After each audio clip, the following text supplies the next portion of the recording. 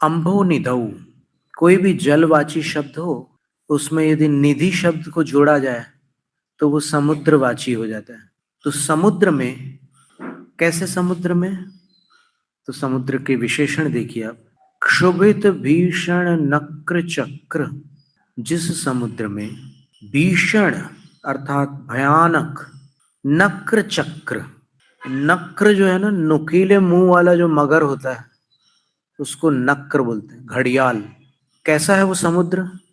तो आचार्य लिख रहे हैं, क्षुभित भीषण नक्र चक्र, जिस समुद्र में नक्र चक्र, नक्र यानी उन्हीं घड़ियालों का, चक्र यानी समूह होता है। तो नक्र चक्र का अर्थ हो गया मगरमच्छों का समूह। तो जिस समुद्र में भीषण भयंकर मगरमच्छों का समूह क्षुभित है, क्षुभित का अर्थ होता है क्षोभ को प्राप्त, खलबली को प्राप्त, अशांत है, आकुलित है। जब समुद्र में तूफान उठता है ना, तब अंदर जो जलचर होते हैं, जल के जीव होते हैं, वो आकुल व्याकुल होते हैं। वो चाहे मछलियां हों अथवा बड़ी बड़ी बेल मछलियां हों, वो सब आकुल व्याकुल हो जाते हैं कि हमारे रहने के स्थान को कौन हिला रहा है। उनको ऐसा संकल्प विकल्प होता है। और कैसा है वो समुद्र? पाठीन पीठ, पाठीन, बड़ी बड़ी मछलियों को पाठीन कहते हैं। जैसे वेल है, शार्क है, डॉल्फिन है, ये सब बहुत बड़ी बड़ी मछलियां होती है। एक ब्लू वेल मछली जो होती है वो 27 हाथियों के बराबर होती है, इतनी विशाल होती है। तो ये बड़ी बड़ी मछलियां समुद्र में पाई जाती है। तो यहाँ लिखा है कि ऐसा समुद्र जाओ जो पाठीन पीठ, बड़ी बड़ी मछलियों का पीठ का अर्थ होता है स्थान, निवास। और कैसा है वो समुद्र? भयदोलवण वाट वाग्नो, भयप्रद, भय प्रदान करने वाली, उल्वण वाडवाग्नि से युक्त है। उल्वण का अर्थ होता है उत्कट, वाडवाग्नि का अर्थ आपने कभी सुना होगा, बड़वानल बोलते हैं ना, बड़वानल का अर्थ होता है सबमरीन फायर। समुद्र के निचले तल में जो पेट्रोलियम की अग्नि जलती है, वो इतने पानी से बुझती नहीं, वो अंदर प्रज्वलित रहती है, वो समुद्र के अंदर की आग।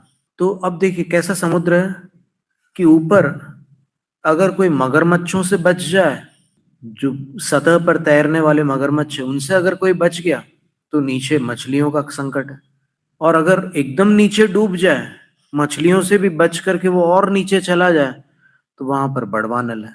तो इतने भयानक समुद्र में जिसमें बचने के कोई आसार नहीं है, ऐसे समुद्र में जब तूफान आता है, तब जो जल यात्रा करने वाले हैं उनकी क्या दशा होती है?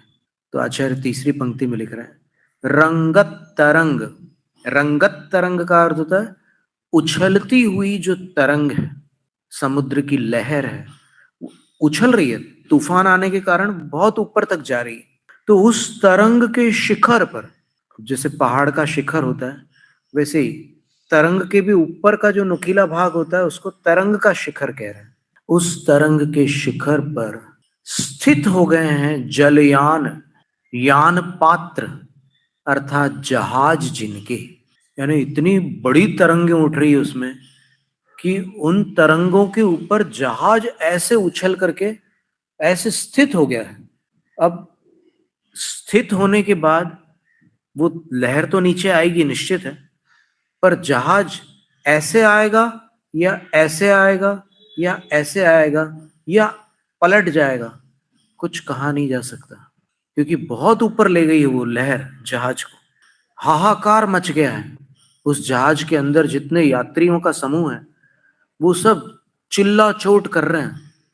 तो वहां पर भवतः स्मरणात्, अगर आपके भक्त उस जहाज पर हों तो वे भवतः स्मरणात्, आपके स्मरण मात्र से, त्रासम विहाय, त्रास का अर्थ भय होता है, भय को छोड़कर, व्रजंती, आगे बढ़ जाते हैं, अपने लक्ष्य को प्राप्त कर लेते हैं।